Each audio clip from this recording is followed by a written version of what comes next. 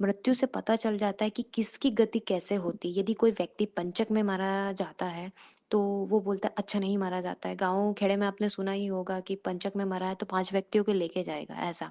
तो जब भी हम देखें कि पंचक में मरा, दीपावली पर मरा, ये राहु काल में मरा हुआ व्यक्ति बहुत भयंकर खतरनाक प्रेत बनता है। इनकी मुक्ति बहुत मुश्किल से होती है और बहुत डेंजर होते हैं।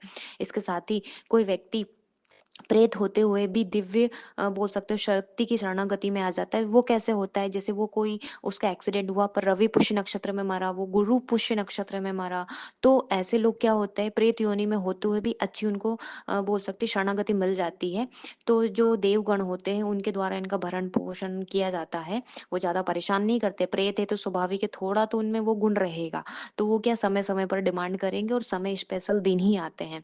तो इनमें भी इनकी कैटेगरी होती है, जैसे प्रेत योनि होती है, तो यदि आप दान पुण्य करते रहते हैं अपने पितरों के निमित्त, तो वो उनको फिर प्रेत से पितृ योनि मिल जाती है और फिर भी आप उनके लिए निमित्त करते ही रहते हैं, तो वो जहाँ भी मतलब रहते हैं ना, वहाँ उनको पुण्य तो स्वाभाविक है वो मिलता ही है। इसके साथ ही वो पितृ योनि से भी फिर देव पितृ योनि में आ जाते हैं। तो बहुत ज़्यादा इफ़ेक्ट पड़ता है यदि आप अपने पितरों के लिए करते हैं। आपकी पीढ़ियाँ भी इससे बेनिफिट लेती है और आपको भी बेनिफिट होता है और आपके पितरों को भी बेनिफिट होता है।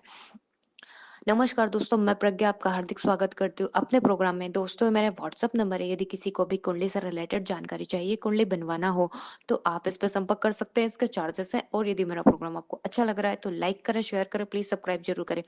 आज हम जो सत्य घटना पर बात कर रहे हैं, हमारी एक क्लाइंट है, जो शादी का ही है, बहुत अच्छी शादी का है।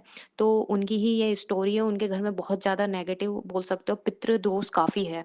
तो जिस कारण पूरा घर डिस्टर्ब हो रखा है, तो इन्होंने क्या करा, अब स्वाभाविक है कहीं न कहीं प्रॉब्लम होती है या तो ज्योतिष के पास या बोल सकते देव स्थान या दर-बदर हम भटकने लग जाते हैं। तो ठीक इन्होंने भी वैसे ही किया, तो ये गई एक उन्हीं के पास के ही गाँव में, तो वहाँ पर किसी ने कुछ सिद्ध कर रखा था, पर इनको नहीं पता था, ये नॉर्मल ऐसा था कि हाँ, ये बहुत जानते हैं, तो ये अपना सॉल्व कर देंगे ऐसे करके। जो वो व्यक्ति था जिसको हम बोल सकते हो जिसने मेली विद्या सिद्ध कर रखी थी, उसके पिताजी तांत्रिक थे और इसको भी कुछ विरासत में यहाँ मिल गया था और ये बंदा वहीं के उसी गाँव के मंदिर का शिव जी का पुजारी है। तो इन्होंने क्या करा उसके ऊपर कुछ छोड़ दिया और दिन भी इनको जो पूजा पाठ या कर्म से रिलेटेड ऐसे दिए 14 और अमावस्या को। तो उन्होंने क्या करा इनको ऐसा पता चला कि मेरे ऊपर कुछ इन्होंने क्रिया कर रखी है, पर लफड़ा ये हुआ कि इनके ऊपर कुछ हुआ नहीं वो चीज़। तो वो कैसे पता चला इनको कि ये जब बैठी थी उस बंदे का कॉल आया और बोला कि आपने ये येलो कलर के कपड़े पहन रखे हैं।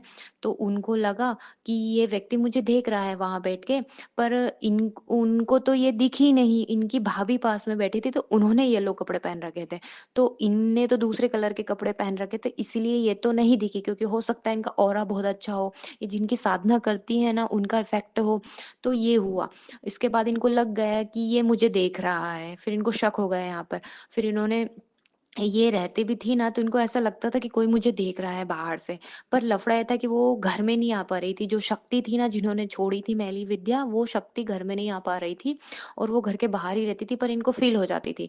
तो इनको लग गया कि कुछ गड़बड़ है, ये व्यक्ति सही नहीं है, इसलिए उन्होंने जो भी बताया था 14 का और अमावस्या का, वो चीज़ उन्होंने बंद कर दी तुरंत और अपने जो पूजा पाठ है वो ही नॉर्मल तरीके से किया। उसके बाद धीरे-धीरे उनका सब जो नॉर्मल था वो चलने लग गया। और हम देखते हैं कि गाँव के लोग जो होते हैं सादे सिंपल होते हैं, उनको कुछ ज़्यादा आइडिया नहीं होता है। तो आप कहीं भी जाते हैं तो 10 बार सोचिएगा कि मैं कहाँ जा रहा हूँ। आप अच्छे के करने के चक्कर में आप बुरा कुछ लेके आ जाते हैं वहाँ से। सबसे बेस्ट है कि आप मंदिर जाइए, एक फिक्स समय पर जाइए, जिससे कि आपको एक समय बाद वहाँ से रिजल्ट मिलना ही स्टार्ट हो जाते हैं। तो यही है कि हर कहीं भटकने से अच्छा है अपने इष्ट आराध्य की शरणागति करिए, वो ज़्यादा बेटर है।